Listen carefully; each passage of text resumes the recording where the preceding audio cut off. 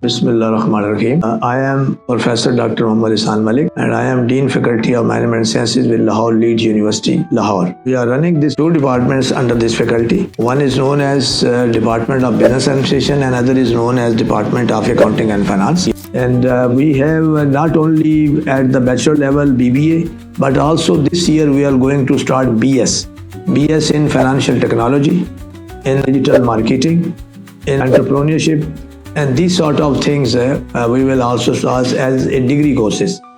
We have also started here short courses.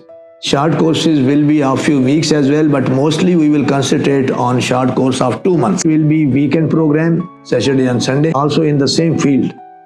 So we prefer that Lahore Leads University, the listener of my message, they should prefer to get admission with Lahore Leads University in BBA, in BS, in MPhil, in ADP or in PhD, whatever the choice and whatever the convenience they feel, they should seek admission and they should be welcomed by us. Thank you very much.